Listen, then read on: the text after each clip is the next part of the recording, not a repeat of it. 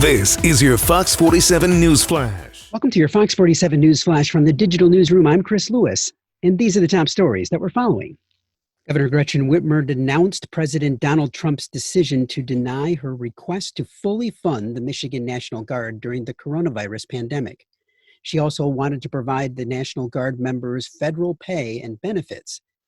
The federal government will instead only provide 75% of the requested funding, according to a news release. Like Michigan, most states are required to provide a 25% cost share for the funding. However, Trump maintained full federal funding for Florida, Texas, Arizona, Connecticut, and California. The Michigan National Guard has been helping with COVID-19 testing, providing personal protective equipment, helped at food banks, and supported public safety.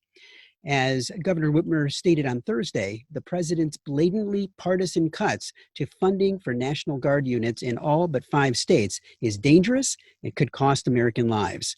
Our Guard members have been vital to our COVID-19 response by testing thousands of people in communities across the state during the height of the pandemic and will be crucial to our recovery efforts moving forward. The Michigan Supreme Court wants more information after listening to hours of arguments over Governor Gretchen Whitmer's sweeping use of authority during the coronavirus pandemic. The court told the parties to file briefs on key portions of a 1945 law that Whitmer has cited to declare an emergency and set restrictions on everyday life to control the spread of the virus. Critics argue that the law from the World War II era was intended to restore order in certain areas of the state during times of civil unrest. The Supreme Court ordered lawyers to address whether the phrase public safety in the law encompasses public health events such as epidemics. The state of Michigan reports receiving a record number of requests for absentee ballots this election.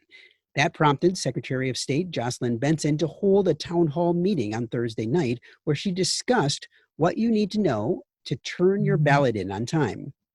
Benson said that by Tuesday, her office had received 2.1 million requests for absentee ballots, 8 weeks before the general election. If you are in a scenario where you're close to the election, you've requested your ballot to be mailed to you, and you haven't received it, call or visit your local clerk's office and request a replacement ballot, said Benson. And she says you must do that prior to 4 p.m. on the Monday before the election.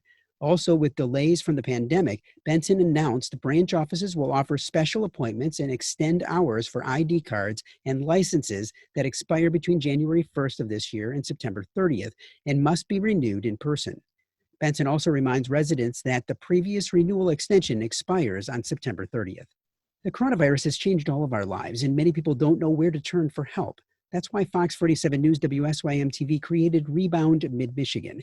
Everything you need to get back on track in one convenient place.